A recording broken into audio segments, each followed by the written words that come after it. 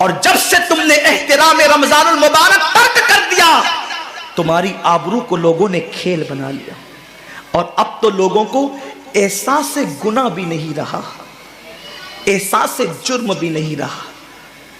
گناہ کے ساتھ اگر احساس گناہ انسان کی زندگی میں ہے تو انسان اپنے آپ کو گناہوں سے بچا لیتا ہے، لیکن اب ہمارے اندر احساس گناہ نہیں۔ اب تو ہم گناہ کو ہنر سمجھتے ہیں، اب تو ہم گناہوں کو فیشن سمجھتے ہیں۔ احساس گناہ کیا ہے؟ اگر انسان گنہگار ہو اور احساس گناہ بھی ہو تو وہ ایک نہ ایک دن سدھر جاتا ہے، وہ ایک نہ ایک دن سنور جاتا ہے۔ ہمارے پاس احساس گناہ ختم ہو گیا۔ آئیے بتاؤں احساس گناہ کتنی قیمتی چیز ہے۔ رمضان شریف میں کھا رہے ہیں، پی رہے ہیں، بلکہ مسلمانوں کی ہوٹلیں بند ہیں تو غیر مسلموں کی ہوٹلوں میں کھا رہے ہیں، چھپ چھپ کر گھروں میں کھا رہے ہیں۔ لوگوں سے چھپ کر کھانے والوں، جو تیرا کچھ نہیں بگاڑ سکتا تو اس انسان سے چھپ کر کے کھا رہا ہے۔ جو خدا تجھے سزا دے گا کیا تو اس کی نگاہوں سے بھی چھپ سکتا ہے؟ اور روزے بھی کیا روزے رہ گئے، اب تو روزے بھی رسم بن گئے۔ جو روزے رکھتے ہیں رمضان شریف میں ان کو روزہ رکھنے کی عادت ہے، وہ روزے کو عبادت نہیں سمجھتے۔ جو روزہ عادت بن جائے وہ نجات نہیں دلا سکتا، جو روزہ عبادت بن جائے وہ نجات دلا سکتا۔ ایک تو روزے کی عادت ہے اور ایک تو روزہ عبادت ہے۔ روزہ عادت اور عبادت میں فرق کیا ہے؟ عادت یہ سب نے رکھا ہم بھی رکھ لیں، یہ عادت ہے۔ نہ رکھیں گے تو کیا جواب دیں گے، یہ عادت ہے۔ نہ رکھیں گے تو لوگ تانا دیں گے، عادت ہے۔ پھر روزہ عبادت کیا ہے؟ روزہ عبادت یہ ہے کہ اللہ نے روزہ رکھنے کا حکم دیا ہے اور مصطفیٰ جان رحمت نے روزے کا حق یہ بتایا ہے، اگر تو روزہ رکھے تو صرف بھوکا پیاسا نہ رہے بلکہ تیرا ہاتھ بھی روزے دار رہے، تیری زبان بھی روزے دار رہے، تیری آنکھ بھی روزے دار رہے، تیرا پیر بھی روزے دار رہے، تیرا کان بھی روزے دار رہے۔ کان روزے دار اس طرح کہ کان اللہ کے ممنوع کردہ چیزوں کو نہ سنے، ہاتھ روزے دار اس طرح ہاتھ اللہ کے منع کردہ کاموں کو نہ کرے، زبان روزے دار اس طرح کہ زبان اللہ کی ممنوع کردہ چیزوں کو ادا نہ کرے، پیر روزے دار اس طرح کہ پیر اس جگہ چل کر نہ جائے جہاں اللہ نے جانے سے منع کیا ہے۔ جب تو ان سارے اعضاء کو روزے دار بناتا ہے تو ایسے روزے کے معاملے میں میرا اللہ فرماتا ہے روزہ میرے لیے ہے اور میں ہی اس کی جزا ہوں۔ ہر عمل کی جزا جنت ہے، روزے کی جزا خدا کی ذات ہے۔ اسی لیے آقا فرماتے ہیں روزے دار کو دو خوشی ہے، ایک تو افطار کے وقت، دوسرا لقائے رحمان کے وقت، خدا کی زیارت کے وقت۔ صحابہ نے پوچھا آقا ہم اللہ کی زیارت کیسے کریں گے؟ آقا فرماتے جیسے تم آسمان پہ چاند دیکھتے ہو بلا تمثیل اسی طرح تم خدا کی زیارت کیا کرو گے۔ یہ روزے داروں کی شان ہے۔ آج کے روزے کیا ہے؟ جس میں جھگڑا، جس میں غیبت، جس میں چگلی، جس میں فساد۔ روزے کو عادت مت بناؤ، روزے کو عبادت بناؤ۔ احساس مٹ گیا، عبادتوں کا احساس مٹ گیا، گناہوں کا احساس ختم ہو گیا۔ جب تک کہ لوگوں میں گناہوں کا احساس زندہ تھا وہ عبادت کر کے بھی اللہ سے ڈرتے تھے، وہ عبادت کر کے بھی رب کی بارگاہ میں آنسو بہاتے تھے کہ مولا میں تو حق ادا نہ کر سکا۔ لیکن آج احساس نہیں ہے، اس لیے لوگ ہنستے ہنستے افطار کرتے ہیں۔ حالانکہ صحابہ کا معمول تھا جب افطار کا وقت آتا وہ ہاتھوں کو اٹھا کر کے روتے اور کہتے مولا روزہ تو چلا گیا لیکن روزے کا حق نہ ادا ہو سکا، آنسو بہاتے ڈرتے۔ لیکن آج ایسا کچھ بھی نہیں ہے، ہماری ساری نیتیں تو دسترخوان پہ لگی ہوتی ہے افطار کے وقت۔ آئیے ایک بات نکل آئی، احساس گناہ۔ کیا ہے احساس گناہ؟ آقا نے فرمایا نا کہ جب رمضان شریف کا حق ضائع کر دو گے تو اللہ تم سے عزت کو چھین لے گا، تم ذلیل و رسوا ہو جاؤ گے۔ احساس ختم ہے گناہ کا، اسی لیے رمضان شریف میں بھی گناہ کرتے ہیں، اور گناہ کر رہے ہیں تو ذلیل ہو رہے ہیں۔ احساس کسے کہتے ہیں؟ احساس یہ ہے کہ میں نے کیا کیا، چھوٹے سے گناہ کو بڑا سمجھنا میں نے کیا کیا۔ ایک خاتون بارگاہ رسالت میں آئی اور عرض کیا یا رسول اللہ مجھ سے زنا ہو گیا ہے، میں نے بہت بڑا جرم کر لیا ہے، آپ مجھ پہ حد لگا دیں، حد جاری کر دیں تاکہ میں گناہ سے پاک ہو جاؤں۔ اللہ کے حبیب نے احساس گناہ دیکھ کر کے فرمایا کہ جا، ابھی تیرے پیٹ میں بچہ ہے، تیرے جرم کی سزا تیرے پیٹ کے بچے کو نہیں دی جا سکتی، اگر تجھ پہ حد لگے گی تو وہ بچہ بھی ختم ہو جائے گا، جب بچہ پیدا ہو جائے اس کے بعد آنا۔ بچہ پیدا ہو گیا تو وہ لے کر کے آئی، آقا فرماتے ہیں تیری جان چلی جائے گی تو اس کی پرورش کون کرے گا، اس کو دودھ کون پلائے گا، جا اس کو دودھ پلا اس وقت تک جب تک یہ کھانے نہ لگے۔ وہ بچے کو 2 سال تک دودھ پلاتی رہی، اور جب بارگاہ رسالت میں آئی تو بچے کے ہاتھ میں روٹی کا ٹکڑا دے کر کے آئی، بچہ روٹی کھا رہا تھا، عرض کی آقا مجھ پہ حد جاری کریں تاکہ میرا گناہ جو میرے دامن پہ لگا ہے وہ دھل جائے۔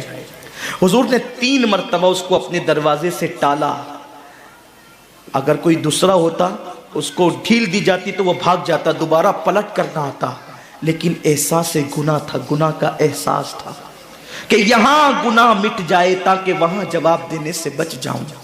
اس خاتون نے 3 مرتبہ حاضری دی، حضور اب میرا بچہ روٹی کھانے لگا ہے، مجھ پہ حد لگا دے تاکہ میں پاک ہو جاؤں۔ اللہ کے حبیب نے فرمایا اللہ کی بندی، جب اللہ نے تیرے جرم پہ پردے ڈال دیے تھے تو تو نے اظہار جرم کیوں کیا؟ اب چونکہ تو جرم کا اظہار کر چکی ہے، اقبال گناہ کر چکی ہے، اب تجھ پہ حد لگائی جائے گی۔ اور اس کو سنگسار کر دیا گیا۔ جب وہ مر چکی اور اس کو دفن کر دیا گیا تو کسی نے کہا کتنی بدبخت تھی وہ عورت جس نے رسول پاک کے دور میں منہ کالا کیا۔ میرے نبی نے فرمایا تو اس کا گناہ دیکھتا ہے، تو اس کا احساس گناہ نہیں دیکھتا۔ اس نے ایسی توبہ کی ہے، اگر اس کی توبہ 70 جہنمیوں پہ تقسیم کی جاتی تو اللہ ان کو بھی جنت عطا فرما دیتا۔ آقا کریم صلی اللہ علیہ وسلم فرماتے ہیں جو رمضان شریف میں گناہ کبیرہ کرتے ہیں، اب گناہ کبیرہ کی بہت بڑی تعریف ہے، اس کو نہیں بیان کروں گا، لیکن جو گناہ کبیرہ بڑا گناہ کرتے ہیں، پہلی بات تو چونکہ میرا مسلک صوفیہ ہے، صوفیہ سے کسی نے پوچھا کہ گناہ بڑا کیا ہے؟ امام غزالی فرماتے ہیں نہ کوئی گناہ چھوٹا ہے نہ کوئی گناہ بڑا ہے، بات تو یہ ہے جس گناہ پر خدا تیری پکڑ کر لے وہی گناہ سب سے بڑا ہے، اور جس نیکی پر خدا تجھے بخش دے وہی نیکی سب سے بڑی ہے۔ کسی گناہ کو چھوٹا سمجھ کے مت کرو، پتہ نہیں وہ کس گناہ پہ ناراض ہو جائے۔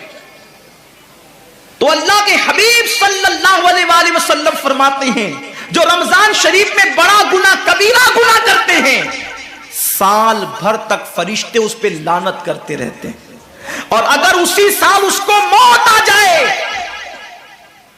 اسی سال جس نے ماہ رمضان میں گناہ کبیرہ کیا تھا، اس نے بڑا گناہ کیا تھا۔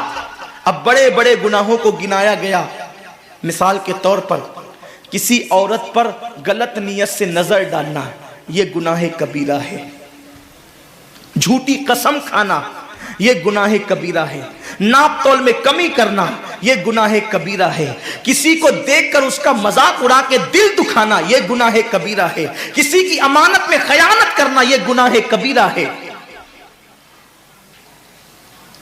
ماں باپ کا دل دکھانا یہ گناہ کبیرہ ہے، کفر کرنا یہ گناہ کبیرہ ہے، بلکہ اکبر الکبائر ہے۔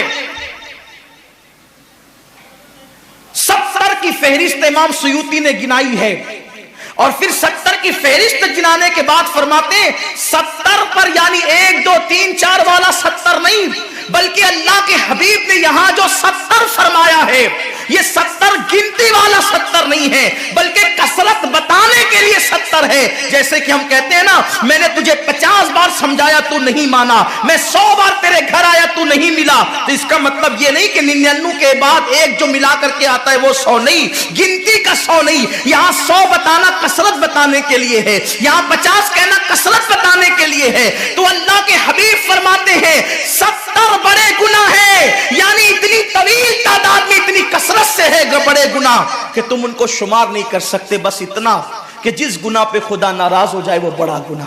تو جس نے رمضان شریف میں قصدن بڑا گناہ کیا، قصدن، نماز کو چھوڑنا بھی گناہ کبیرہ ہے، نماز کو ترک کرنا بھی گناہ کبیرہ ہے۔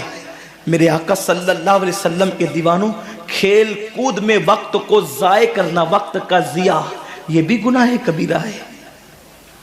आका फरमाते हैं जिसने रमजान शरीफ में गुनाह कबीरा किया, उस रमजान से लेकर आने वाले रमजान शरीफ तक फरिश्ते उस पर लानत करते। ये लानत क्या है? लानत समझते हैं?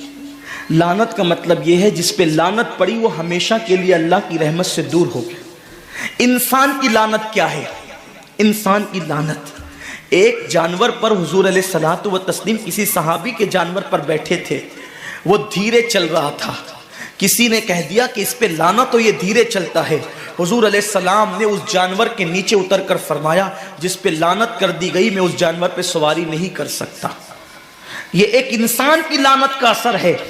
जिस पे मासूम फरिश्ते लानत करे उसका अंजाम क्या होगा? वो भी एक दो लानत नहीं। रमजान शरीफ को छोटा मत समझिए। एक के 70 पर आपकी नजर है, गुनाह नेकियों की कसरत पे आपकी नजर है, गुनाहों की तबाही पे आपकी नजर नहीं है। अल्लाह के रसूल सल्लल्लाहु अलैहि वसल्लम ने फरमाया जैसे माह रमजान शरीफ में नेकियों का दर्जा बढ़ जाता है, वैसे माह रमजान शरीफ में गुनाहों का भी मामला बढ़ जाता है। यानी अगर रमजान शरीफ में तुम एक गुनाह करोगे तो और दिनों के अंदर जो गुनाह करते थे अब उस गुनाह से ज्यादा तुम्हें अजाब दिया जाएगा, क्योंकि आपने माह रमजान की हुर्मत को पामाल किया है, आपने माह रमजान शरीफ की इज्जत को पामाल किया है। तो सोचो इंसान की लानत पड़े, ये हाल है। तो जिस पे फरिश्तों की, वो भी एक दो नहीं, पूरे साल तक फरिश्ते लानत करते हैं। और अल्लाह के नबी सादिक व मस्दूक नबी ने फरमाया कि अगर वो उसी साल रमजान शरीफ आने से पहले पहले मर जाए तो उसके पास कोई नेकी नहीं होगी जो उसको जहन्नम की आग से बचा सके, और उसका ठिकाना तो जहन्नम ही होगा। खुदा के लिए अपने हाल पे रहम करो, अपने आप को जहन्नम का ईंधन मत बनाओ।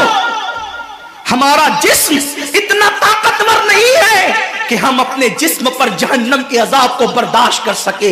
मेरी कौम के जवानों, अपनी जवानी पे इतराने वालों, अपनी कुव्वत पे नाश करने वालों, अल्लाह के रसूल सल्लल्लाहु अलैहि वसल्लम फरमाते हैं कि जहन्नम की आग की एक चिंगारी अगर दुनिया के समुंदर में डाल दी जाए तो दुनिया के सारे समुंदर आग से भड़कने लगे। उस चिंगारी को, वो जहन्नम की चिंगारी को समुंदर ठंडा नहीं कर सकते, बल्कि समुंदर को वो एक चिंगारी भड़का देगी और समुंदरों के अंदर आग लग जाएगी। जो एक चिंगारी सारे समुंदर को भड़का दे, अल्लाह अकबर, उस जहन्नम के अंदर ये छोटा सा वजूद, जो छोटी सी, अल्लाह अकबर, अगरबत्ती के चटके को बर्दाश्त नहीं कर सकता, जो चिराग की लौ की तेज को, जो चिराग की लौ की हरारत को बर्दाश्त नहीं कर सकता, जो सिगरेट के चटके पर बेकरार हो जाता है, ये छोटा सा वजूद जब जहन्नम के अंदर दाखिल किया जाएगा उस वक्त इस वजूद का क्या होगा? मेरे आका मुस्तफा जान रहमत फरमाते हैं कि जब पहाड़ों को जहन्नम में डाला जाएगा